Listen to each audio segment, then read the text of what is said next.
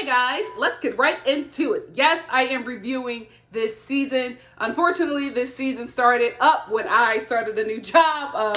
LA is starting to open up a bit, so a production that I was working on has started back up. So I was back on set, and I just, the hours are long. It takes a lot out of you. So sometimes if I'm on camera all day, I don't feel like being on camera afterwards. I'm probably sleeping. So that's why stuff is like pushed back. But I'm doing this. I want to do these two quick like catch up reviews or just put the last two episodes in like this one review and just talk about some of the interesting things so that I can be caught up for this week's review. So without further ado, let's get into it. I'm so glad that Monique finally found T'Challa because baby, the way she was crying on that Instagram with that bottom lip trembling, I was just like, what is wrong with these celebrities? Or these reality TV stars? I'm just like, some stuff we don't need to know. You could have put up a little Instagram post and say, hey, I lost my bird, can somebody help me? But the you didn't look well. But you know what? I'm not gonna judge because I'm not a pet owner, so maybe, y'all do, bottom lip tremble when you lost your baby. So your pet. So I get it. But not to that extent because I ain't no pet owner. Monique and the Jolly Chocolate Giant make some beautiful babies. They have beautiful children. Her new baby, what's his name? Jacob, Jesus, the baby. Beautiful. They make some beautiful children. The Grand Dame's new home is very Potomac. Moving on. I also think that her storyline about her marriage being in shambles or having some issues, I just think it's storyline. I don't believe that she has anything going on. So I think she's just going to fake having troubles in my marriage. And I think that that's what a lot of these housewives do. When they don't have anything interesting going on, they want to be a part of this season. And a lot of times the producers are just like, if you don't have anything going on, we'll drop you down to a friend of the show because there's nothing interesting that we want to see. So they'll say, oh, well, me and my husband are getting a divorce. And it never happens because they don't really have issues. So I don't believe this storyline from the Grand Dame. Let's talk about Giselle's home. Money can buy you class. What was that? What in the Lisa Frank horror house was that? Why is her design aesthetic like 1990s Venice Beach hippie on meth? That's what it is. It's very like all over the place. And it's so weird because I'm like, Giselle, I would have never thought that this was your style. What style, to be quite honest with you? Let's talk about her fake storyline. Her daughters don't believe it. Like, I already thought this storyline was shaky because her ex is, walking around the East Coast real single. So I just never really believed this. But another, reason why I don't believe it is because of her daughters. Her daughters are just like, the way they were talking about their relationship, they're not buying it. One of her daughters even said that this is so fake, that their relationship is so fake, and like everything that their parents are doing are very performative, and that they also like when their mother is not with their father. Listen, when your kids tell you that you are better off when you are not with our father, half of us, when they say that to you, they have seen some things. They have probably not seen their father treat you the best, but they have also seen their mother cry. They have also seen your heartbreak, and they don't want to go through that again. Giselle, your kids have to stop being your therapist. Let them be your children. Let them, why they always got to, encourage you and heal you and get you back out there so you can get your groove back? These are your kids. They're babies. They don't need to have this responsibility of raising their mother. And then you're going to shut them down and not listen to their concerns when they're saying, hey, mom, you're a lot better off when you're not with our dad. Oh, no, what we're going to do. Your kids, you stay in the child's place. Excuse me? They weren't in the child's place when they were picking you up off the kitchen floor after you were breaking down crying because your ex had another baby on you. Like, it's not. Their concerns are very valid, and you should take them into consideration. Monique, this is why you and Giselle have beef, because in her confessional, she says, of course she's back with him. She's scamming those tithes again. Ma'am, she's scamming them up tithes and offering. This is why you and Giselle always have beef. The both of y'all got a mouth, and you will keep on taking shots at each other, even when you are at times of peace. This is what I'm going to say about Candace with all these ladies. Stop coming to a gunfight with Candace with a knife. At least show up with a box cutter. Like, y'all are never prepared for her. Y'all poke at her, then she pokes back, and you're like, oh my goodness. Like Monique in that clip from Charm School. Oh my God. Is this who we are? Is this who we are? Yes. You came after her, she came back. Just because her reads landed doesn't make her the bad guy. Giselle, you came for her. You made a comment about her. You were laughing about her home and how she couldn't afford it and all of that stuff. And then because she gets on Twitter and says that you were in a $900,000 teardown. Tear down. Yes, Candace. All of a sudden she's talking about my kid's home. Well, she was correct. She didn't lie. She just stated a fact. But also, she would not have said that if you did not make a comment about her. Take responsibility for Candace's comebacks. Update. I am no longer calling Michael Gollum because, I'll just be honest with you. That baby looked just like him. And it does not sit right in my spirit calling that man Gollum, knowing that him and that baby are twins. Oh my gosh, Ashley. Woo! You gotta, you know what? I'm gonna move on. Why does Charisse have all the tea on everybody cheating on their husbands in Potomac? She always comes into every season with that storyline, even when she's not on the show. Even when she's not a cast member, she always has some tea on who is cheating on who. How do you get this information? Are you a private eye? Like, why are you the only one with this tea? Denim and diamonds.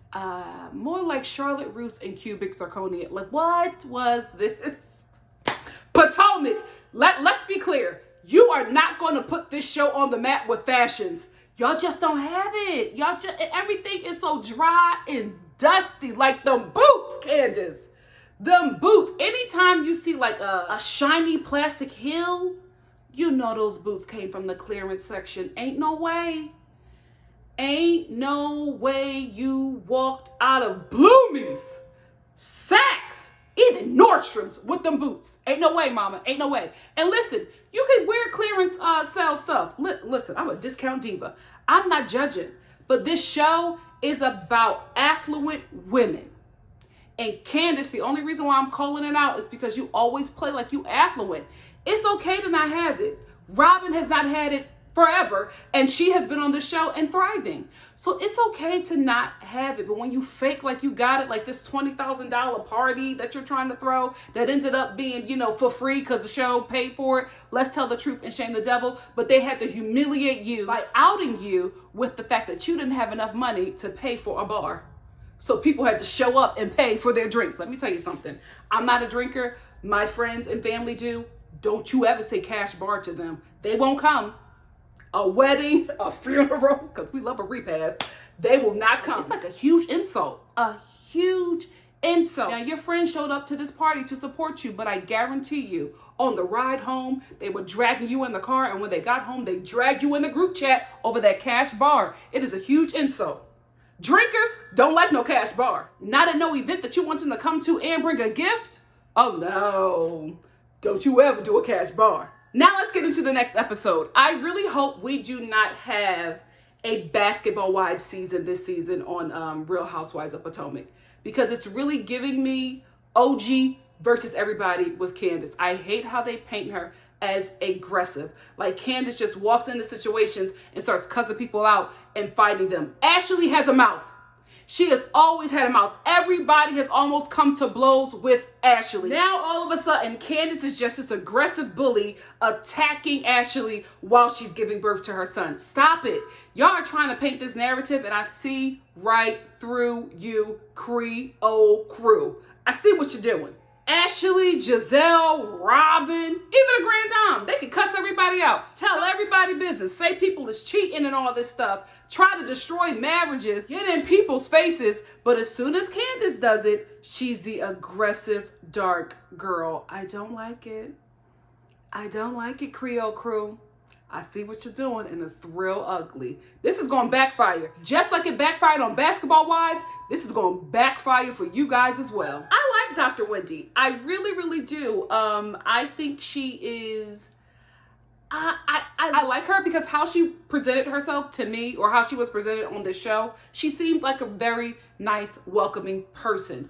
With that said, I think she has too much to lose. So I don't know if she is going to get as gutta as she needs to, because she also is like in kind of, this high society. Like these ladies, these housewives ladies are, except for Beverly Hills, they're not really in high society like that. You know what I mean? They're in acceptable society, but they're not rubbing shoulders with, billionaires. Like that's just not their reality. They're rubbing shoulders with, the middle class of Potomac and, probably a couple uppers, but not like a really posh upper crust community. I think Dr. Wendy is. I think that that's her community. And I think that for this show, where you have to go to remain on this show, I don't know if she will go there, because she's going to sacrifice, her career pretty much if she continues to stay on the show. Like I saw the clips of her in the season, so she is going to get into it, but I'm like, ma'am, you got to do that often and you're going to lose your career behind it. So I don't know. I like her, but I don't know if she's going to like stay on the show for a really long time. But she's cute. I love, her Teresa Giudice hairline. I love, her beautiful chocolate family. What is the issue with her and the Grand Dame? Because the Grand Dame was just like, I met her. Not interested. Like, what happened? Like, she doesn't say what happened with them, but she just says that she met her and she wasn't, impressed. And then Dr. Wendy's just like, I've met her and she's always been very cordial to me. So I don't know what the issue is. Later on, we find out what the issue is. Dr. Wendy, it's your mouth. It is your mouth, because when the ladies talk about having sex at Ashley's baby shower dinner, or it's not a sip and see, it's just like a hey girl, let's hang out thing with Ashley. Dr. Wendy says to Karen, after Karen is like talking about having sex with chocolate Bill Gates, after she says that, Dr. Wendy, you still have sex? Dr. Wendy, now you knew that was wrong. And when she said that, I said, oh, I see it. That's the Grand Dame's issue with you, your mouth. Okay, so I have a huge conspiracy theory about what's going to happen on this season, right? Before I get into that, I do want to say, Candace, you being messy. I am not agreeing with the woman ganging up on you, but honey, when Monique said at Ashley's, hello girl, you're back in town, back in business dinner, when she told you, or the table, that she didn't have a good time because she was trying to dodge a walrus or something, and that was Charisse. When she told you that, you said to her, oh, I didn't know y'all were beefing like that. That's what got me when you said like that. So you knew there was an issue, but that like that meant that you didn't know it was that deep of an issue. If this is your friend, if you guys have healed and repaired everything, y'all hugged and cried, y'all sisters, this is your sister. Why would you invite anybody that she was beefing with, no matter how deep or light the beef was? Why would you invite her to your party knowing that she's going to see her and not give her a heads up that she's going to be there? It seems like you did that to get a reaction out of her and that you're working with production to set her up. That's what it seems like. When you're on these shows, you have to give production your schedule. You also have to give them a guest list of everyone who's going to be at your event. Candace knew that Charisse was going to be there because she invited her. Or maybe production invited her because they knew that it was going to be a little something. You're aware of that, right? Why would you do that to Monique knowing that she felt some sort of way because she feels like this woman was trying to destroy her marriage? That's the only thing I can't rock with you with. I don't agree with them ganging up on you. I don't agree with them painting you aggressive, but you should have told your friend that you invited Charisse, or that production made you invite her. Y'all could have had that conversation before she showed up and was thrown off. Giselle could have did that and it would have been okay because they not friends. But if you're calling each other sister, it looks real shady. So I get that Monique was upset. Let's get into my conspiracy theory though. Giselle set this all up. Giselle played Monique like a fiddle. Giselle is playing Monique like a fiddle this season. Girl, she set you all the way up, because Monique would not be this angry if Giselle wasn't meeting with her and talking to her. Every time Giselle sat down with Monique, she was telling her about Candace. Now, we all know that Monique got a little temper, because it's been a couple times they had to pull her off of somebody, right? So Giselle knows what buttons to push with Monique. So she's setting her up to go after somebody in this group who got the messiest mouth, and that is Candace. So she knows that Candace is going to push that girl's buttons and set her off and get her out of here. Because it seems like now after the season that the whole Creole crew and Candace are all bosom buddies now and Monique is on the outskirts. That's what she wanted to do, sis. She got you out and she used Candace to do it. That's what I think is happening here. Because why is Giselle so invested in her relationship with Candace? Y'all don't like each other. Why do you care?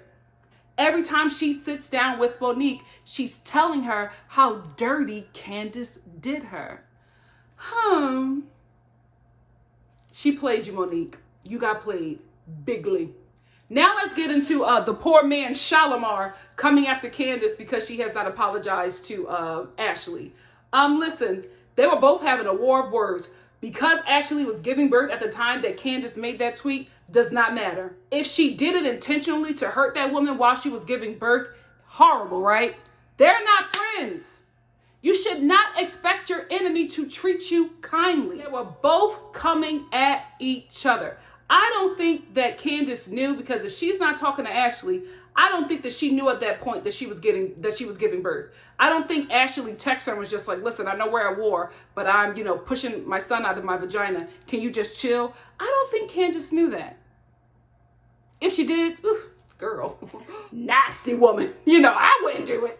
You know what I mean? Like, even if I'm beefing, I'm gonna let you chill. I'm gonna let you heal up. But that's not me. If she did it intentionally, okay, I don't agree. But again, they're not friends. So bringing her to this dinner with the intention of having her apologize to Ashley in front of everybody, that's a setup too.